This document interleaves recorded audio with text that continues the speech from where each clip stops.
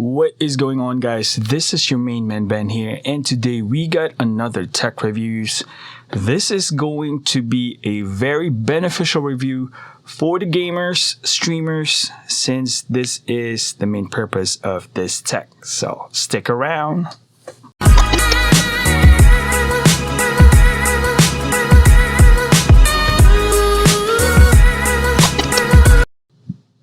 You got that right. We got the TC Helicon GO XLR. Now this unit right here has been requested for us to get reviewed by our fellow comrade. So this is paid by him, not me. So I'm not owning one of these. Just for the record, we are currently recording at Zoom podcast PodTrack P8. Why am I stuttering? Once again, this is paid, not sponsored. So without any further ado, let's unbox it. Talk about the price range. The GO XLR priced at $570 to 600 some, like 620, 630. That is very steep, to be honest with you. I'll give you my 2 cents later. But if you're dedicated gamer, this device right here will change a lot of your frustrations into like a very pleasing experience, given also that in the market right now there are a lot of competitions. Rodecaster Pro 2 has some crazy features similarly with this one, maybe beyond this one, since this is a dedicated targeted market for gamers and streamers, whereas the Rodecaster Pro 2 has that feature plus podcasting plus musicians, and it's just crazy with almost the same price. Maybe the Caster Pro has like $70 more, but we're not going to that river. We are going to check out what is in this thing.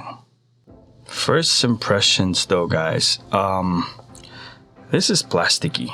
If you look at my zoom right here, this is also plasticky, but the knobs are like more on a natural plastic. This got like silver thing in it, and although the travel of the faders are kind of long versus the one that I got here, I gotta admit this is much more smoother, although the travel is, little, like the length wise, you can actually see the difference. I don't know if you can see that, but that's one of my on the fly review. Plush, you can hear that. All of these things are very tactile. Oh yeah. All of them makes that punchy noise when you click. Mind you, we're not on yet. I just want to feel exactly how it feels, aesthetic wise. Let me touch this real quick since I got a sound pad. You see that flickering? Means I pressed it. You did not hear any tactile. This one? So, if that's important to you, this is tactile.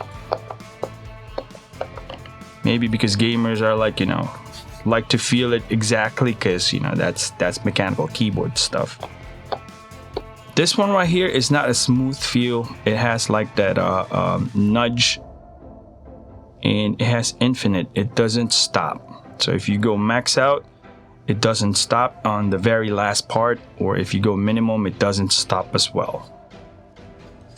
In the back, you can see the XLR for mic cable, XLR cable, the line in, the headphones and the mic if you got that headphone thing when you game.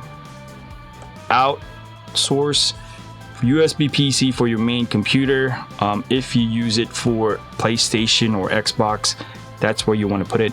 In the power cable.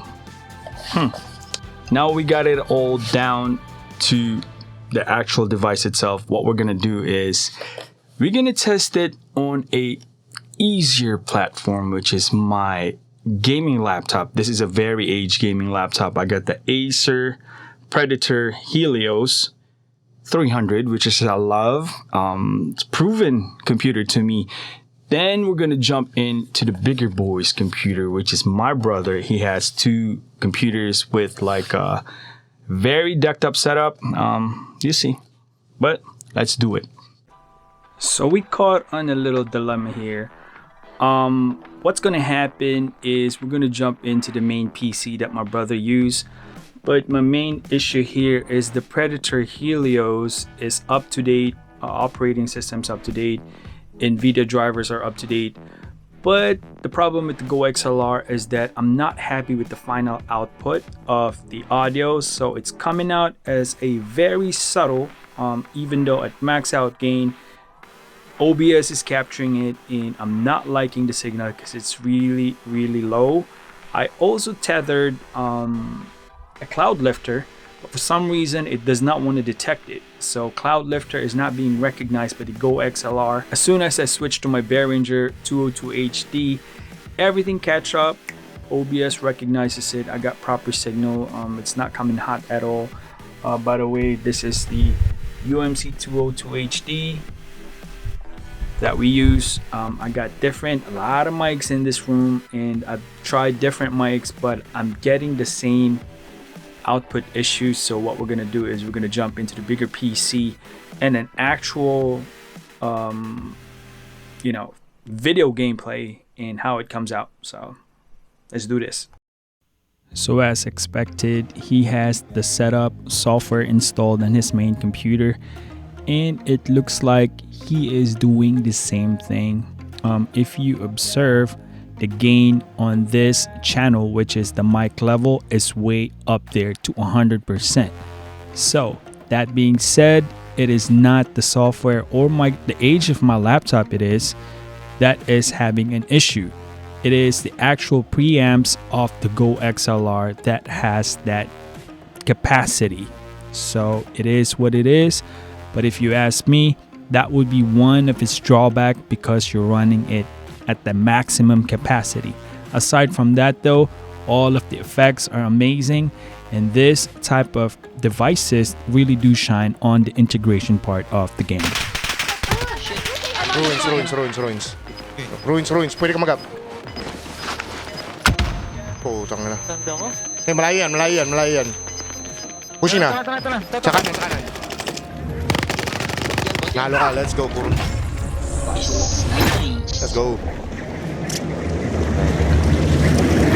Okay guys, we're gonna wrap things up. Overall thoughts on the Go XLR. Okay, let's start with the things that I like about it. The integration between OBS Streamlabs or even the native OBS, it's extremely easy. Once you figure out, getting the software installed to your main computer for the Go XLR application, they make the job for you in the back end already. So it integrates to your Streamlabs.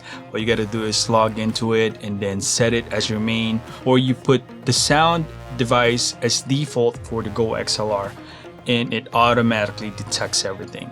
That would be the strength of this device, is that you don't have to tinker a lot. Like in the past, I used the cam link for the Elgato and put it into my OBS and then put it to the Go XLR on top of the audio interface. A lot of those will be eliminated. It is a very good device.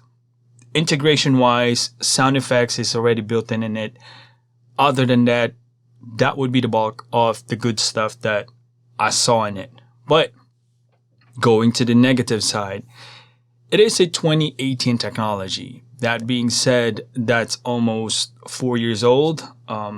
Bad side is there's no on and off button. You have to plug in the back and voila, that's it. It's automatic. Second issue is the gain problems that we're experiencing, regardless of what type of microphones that you use to it. I used the Rode Pod mic. The one that you saw in the sample video my brother did or used was the Zoom ZDM1. I used this Rode Procaster. Everything has a low output. It is maxed out. I tried to put a cloud lifter in it. Different cloud lifter from different brands. It does not want to recognize it. That being said, he uses, and I did in my laptop as well, the preamps are maxed out. The gain level was at 100% for me to be able to hear all those, proper level in my OBS and in my laptop. In his, based on his play game in Warzone, it is acceptable, but once again, it's maxed out. In audio world, that is high.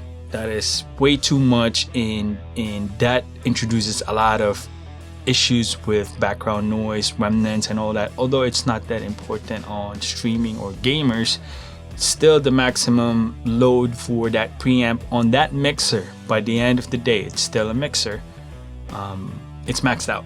I did not like that at all. Long story short, is it justified to buy a Go XLR in 2022? My honest answer, guys, is no. I would not buy a Go XLR moving on in terms of gaming this year, because a couple of months from now it's going to be 2023. I don't know about the updates, which Go XLR is very good at, but there's a lot of players in the market, such as the Rode Procaster 2. It is a very, very capable device. I think it's already making its way to the gaming world, and a lot of users are pretty much happy on what they're getting it into. I don't know if you use it for gaming only or podcasting or for music purposes, but other than that, the preamps on the Procaster 2 is in a different level. I mean, Rodecaster Pro 2.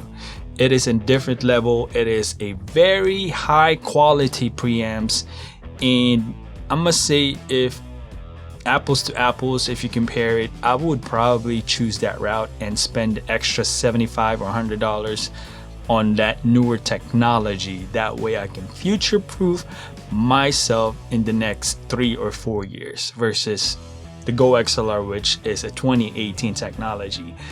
That's just me as a tech guy.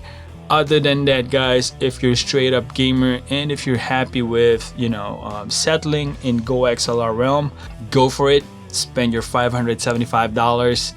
Go get it. I think it makes your streaming experience and gaming experience a little bit more easier, if you ask me.